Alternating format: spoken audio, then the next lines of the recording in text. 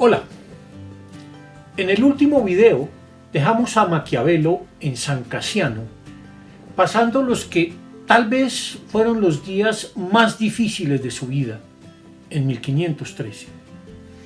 Allí compartía sus horas con los leñadores, molineros, panaderos y otros hombres del común, y se dedicaba a jugar a las cartas y a los dados en una taberna.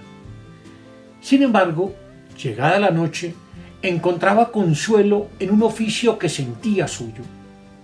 Se vestía con sus mejores ropas para conversar con los grandes hombres de la antigüedad, para plantearles sus preguntas y escuchar sus respuestas, para reflexionar sobre lo que le decían. Y siguiendo el consejo de Dante, tomaba notas de esa conversación e iba desarrollando pensamientos propios. Nacía así el Maquiavelo intelectual del que ahora nos ocupamos. La primera imagen que nos deja esta famosa carta es que estamos ante un pensador solitario. La verdad es que el exilio es siempre solitario, y más aún si se dedica a la escritura. Maquiavelo escribió 3 textos importantes a lo largo de este año de 1513. Las muchas cartas que intercambió con Vettori, que inicialmente buscaban su apoyo para encontrar un trabajo, pero en las que con el tiempo se fue gestando su particular forma de hacer análisis político. Pero había otros proyectos mayores, como ese comentario detallado de la historia de Roma de Tito Livio, que ayudaría a comprender mejor la circunstancia política del momento y del que surgieron sus discursos sobre la primera década de Tito Livio. Sin embargo, de repente, Maquiavelo suspendió la escritura de su obra. Se calculó que iba hacia el capítulo 18 de la primera parte de los discursos para emprender una tarea enteramente distinta: escribir un opúsculo, una obrita sobre los principados.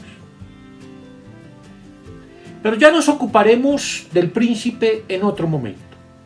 Hablemos ahora de los discursos. Es esta, junto a la Historia de Florencia, su obra más larga y tal vez sea la de mayor valor teórico y práctico. A diferencia de El Príncipe, un escrito ocasional para congraciarse con los Médicis, a los discursos sobre la primera década de Tito Livio les dedicó Maquiavelo 7 años, desde 1513 hasta 1520, aunque solo se publicarían 5 años después de su muerte, en 1532. Constituyen además un ejercicio intelectual poderoso, el de enseñarnos a comprender la propia historia a partir de la lectura de la historia romana. Después de quejarse de que los príncipes y repúblicas, por no recurrir a los antiguos, no saben interpretar la historia, nos dice en su proemio Maquiavelo lo siguiente: queriendo pues alejar a los hombres de este error, he juzgado necesario escribir sobre todos los libros de Tito Livio que se han podido sustraer a la injuria del tiempo, para manifestar lo que me parece necesario, según mi conocimiento de las cosas antiguas y modernas, para la mejor inteligencia de ellos, de modo que quienes lean esas aclaraciones mías puedan más fácilmente extraer aquella utilidad por la que debe buscarse el conocimiento de la historia. Y aunque esta empresa sea difícil, sin embargo, con la ayuda de los que me han animado a tomar esta carga sobre mis hombros, espero llevarla de tal manera que a los otros les quede breve camino para conducirla a su destino. Se trata de una obra notable, tanto por su contenido como por su modo de composición, pues surgió en un ambiente de cooperación intelectual. Si le tomó años fue porque cada pasaje lo fue elaborando paso a paso y lo sometió a la crítica de sus amigos de los Orti Oricellari, una tertulia literaria y profundamente política también. Allí se fraguó alguna conjura contra los Médicis, una tertulia que se daba en los jardines de su amigo Cosimo Rucellai. Era un trabajo colaborativo. Trabajaba con otros para precisar sus ideas y para corregir los borradores que escribía. Ya no estamos ante el pensador solitario, encerrado allá en su cuarto de estudio, sino ante un intelectual que va forjando sus ideas en el ámbito de una comunidad de investigadores.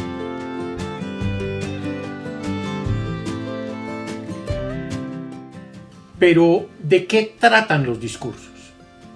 El tema no podía ser sino una preocupación muy suya, la república. Y desde luego la república que más hondamente le dolía, la de Florencia. ¿Cómo restaurar esa república que alguna vez fue Florencia? No se trataba, desde luego, de volver a lo que ya se conocía. Ciertamente no a la república de Soderini, menos aún a la de Savonarola que le aterraba. Y ni siquiera a la de Cosme y Lorenzo de Médicis. Había que buscar un modelo mejor, y ese no podía ser otro que el de la República Romana. Para evitar confusiones, precisemos a qué se llama República Romana y a qué se refería Maquiavelo con dicho término. Se conoce así al periodo de la historia romana que va del año 509 a.C., en que se expulsa al último rey, Lucio Tarquino, conocido como el Soberbio, hasta el año 27 a.C., en que comienza el imperio propiamente dicho, con la designación de Octavio como primer emperador. Es esta la época del dominio de las instituciones republicanas y sobre todo de la supremacía económica, política y militar de Roma, no solo sobre Italia, sino sobre otras grandes potencias como Macedonia y Cartago.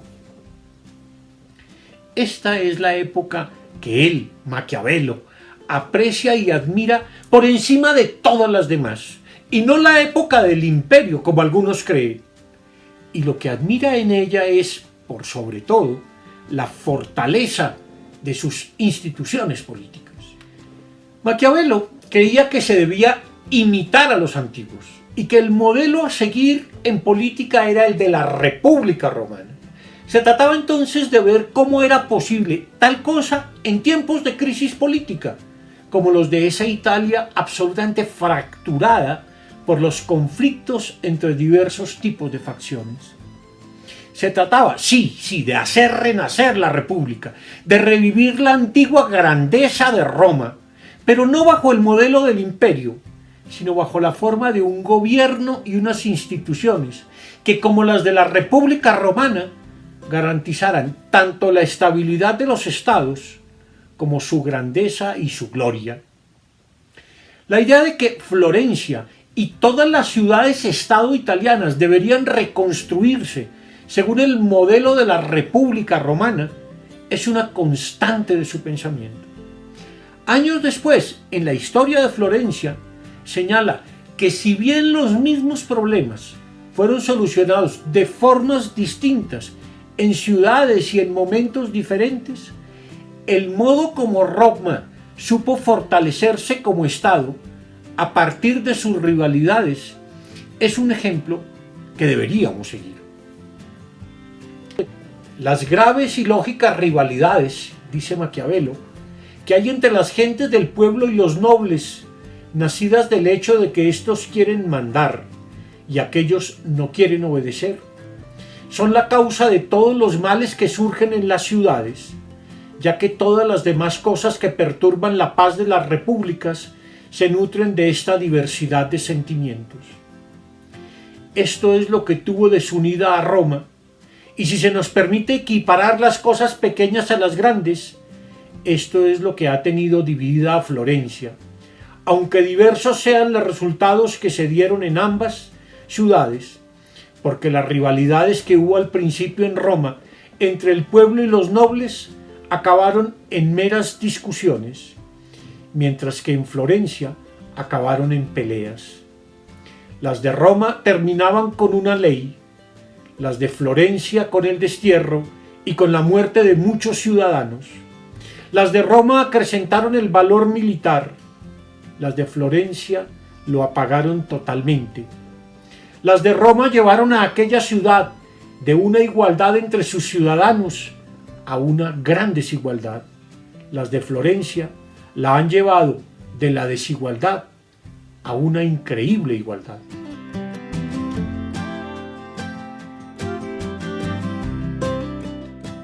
Pero, ¿qué era lo que tanto admiraba Maquiavelo en la República Romana? Ante todo, esas instituciones que le dieron estabilidad y poder a la ciudad y cultivaron la virtud entre sus ciudadanos. Según él, la grandeza de una ciudad está determinada tanto por la virtud de sus fundadores como por la fortuna propia de la ciudad. En tal sentido, Roma tenía desde el principio todas las ventajas para llegar a ser lo que fue, porque era libre desde su fundación, al no depender de ningún poder extranjero. Además, contó desde el comienzo con buenas leyes y buenas armas, y por fortuna estaba cerca del mar y sus terrenos eran fértiles. Todas estas condiciones, según Maquiavelo, favorecieron a Roma para que en ella las virtudes del ciudadano y las instituciones políticas encontraran el mejor caldo de cultivo. Además, gran parte de su éxito se debió a que en vez de tener un solo legislador, como ocurrió en Esparta con Licurgo, Roma fue construyendo sus leyes poco a poco y las fue adaptando según lo exigían nuevas circunstancias. Pero las causas del éxito de la República Romana obedecieron también a ciertas decisiones políticas que le dieron una perfección nunca antes lograda. Destacaré aquí 3 elementos básicos de ese éxito desde la perspectiva de Maquiavelo. 1. La adecuada combinación de 3 formas de gobierno: la monarquía, la aristocracia y el gobierno popular. 2. La capacidad que tuvo para manejar las disensiones y rivalidades que había en su interior. Y 3. Que haya hecho del poder de acusar una forma de garantizar la libertad de los ciudadanos.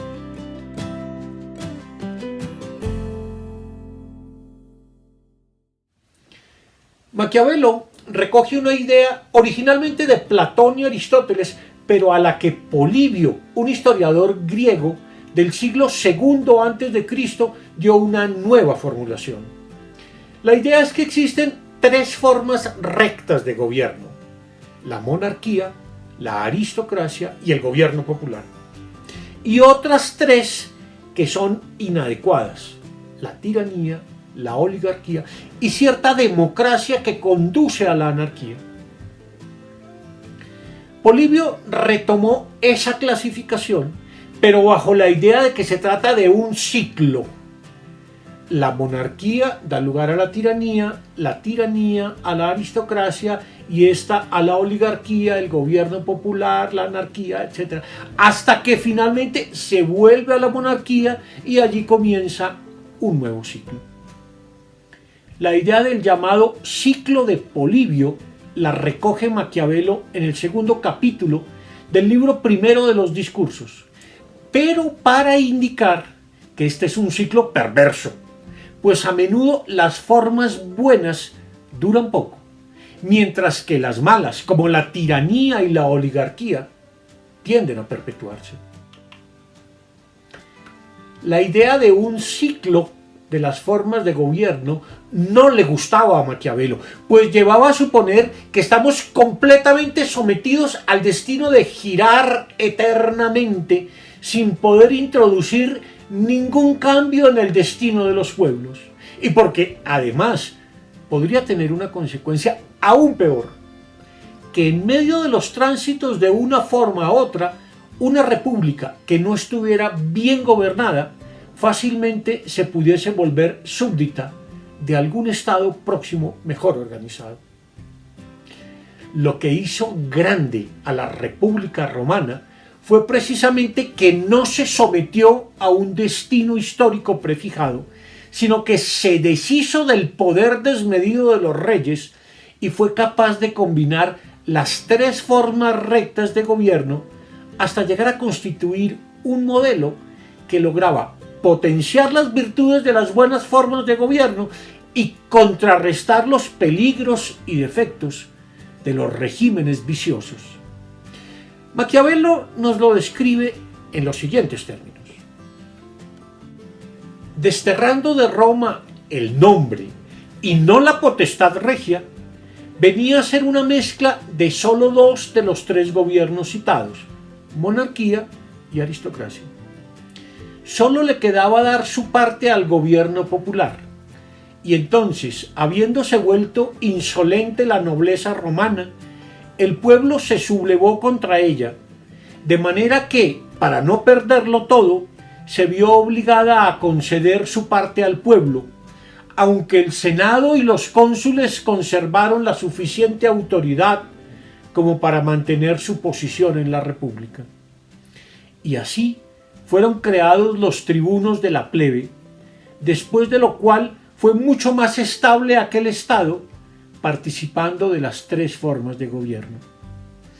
Y tan favorable le fue la fortuna que, aunque pasó de la monarquía y la aristocracia al poder popular, no por eso se arrebató toda la autoridad a la corona para darla a los nobles, ni se anuló enteramente la autoridad de los nobles para darla al pueblo, sino que, permaneciendo mezcladas, compusieron una república perfecta, llegando a esa perfección gracias a la desunión entre la plebe y el Senado.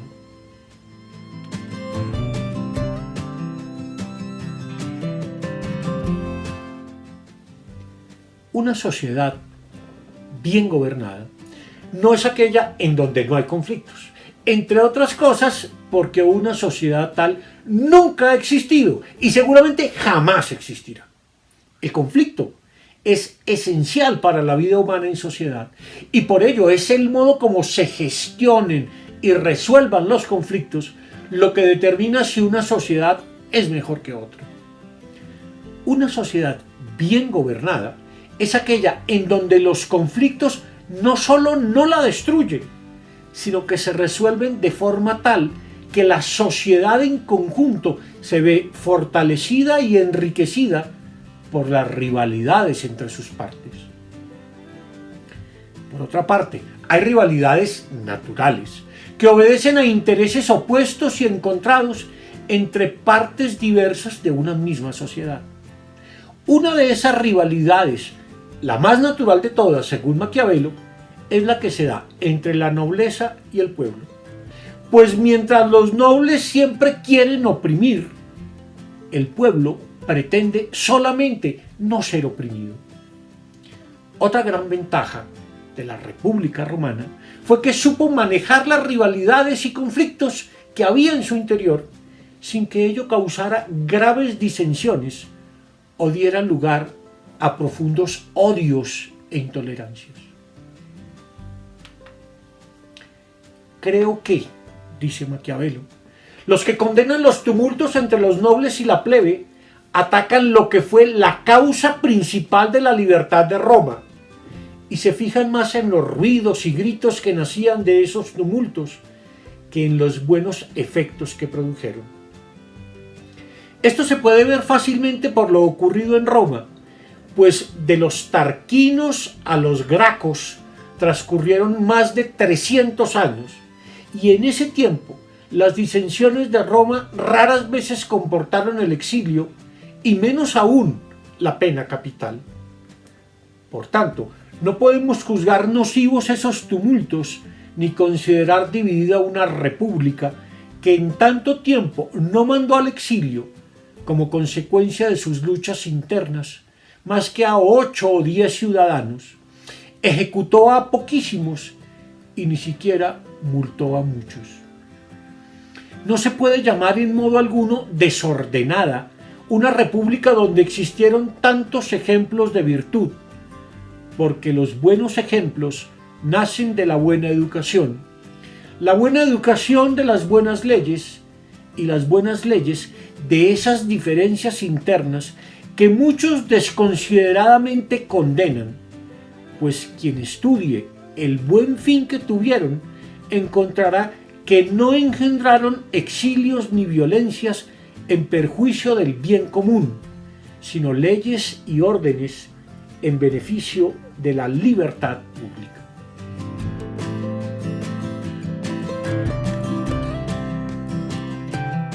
Ya decía Maquiavelo que la buena educación de los ciudadanos y sus buenas costumbres proceden de las buenas leyes.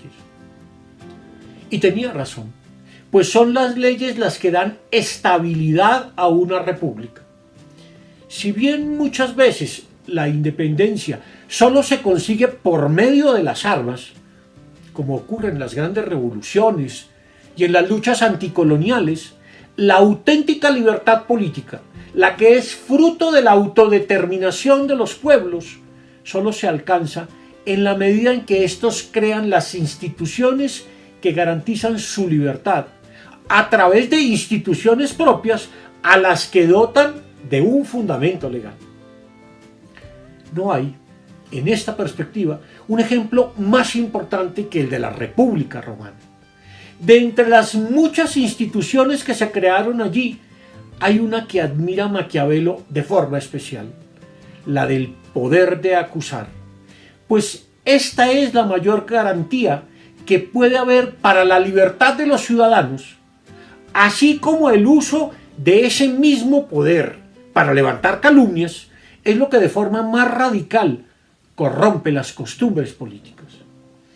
El poder de acusar, por una parte, logra disuadir a los ciudadanos de hacer algo en contra de las instituciones y las personas, y por la otra, da la posibilidad de que se haga catarsis social, pues a través de la posibilidad de acusar con fundamento y dentro de reglas claras y públicas a quienes actúan de forma injusta e incorrecta, se logra desfogar esos humores que, si no encontraran salida, terminarían por hacer explotar a la propia república. Que lo diga Maquiavelo en sus propias palabras.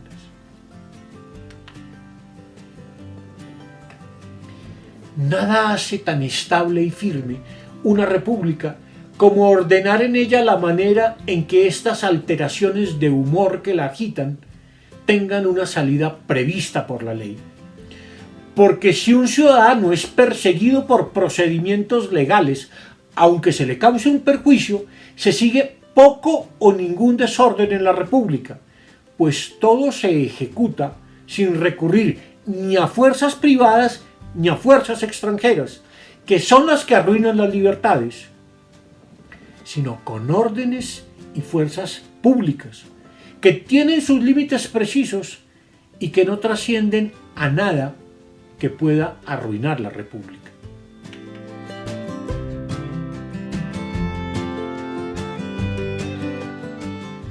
Maquiavelo cree que el gobierno republicano tiene ventajas objetivas frente a los regímenes en donde son preponderantes los intereses de familias y hombres poderosos, o de fuerzas organizadas como las de los partidos, las sectas, los grupos económicos, etc.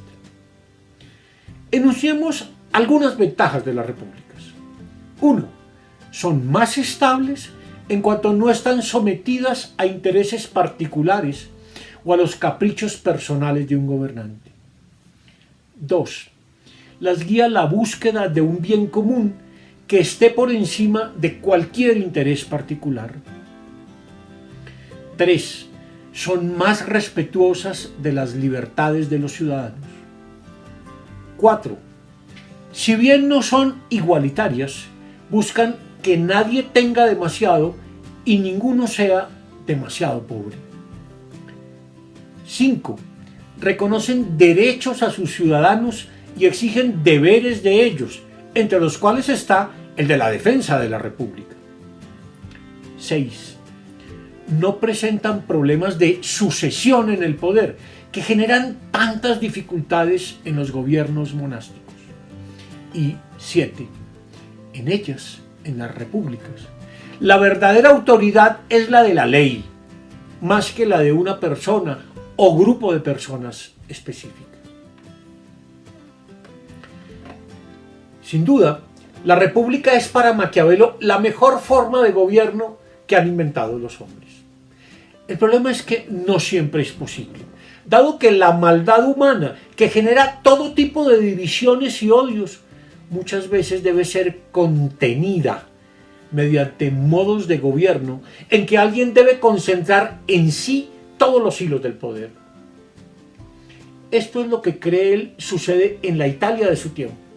Allí se requiere de un príncipe nuevo que la libere de los bárbaros y que haga de ella una gran nación, un verdadero Estado-nación moderno. De ese príncipe que él busca y que cree poder encontrar en algunos de los personajes de su tiempo, nos ocuparemos en los videos que vienen a continuación. Hasta pronto.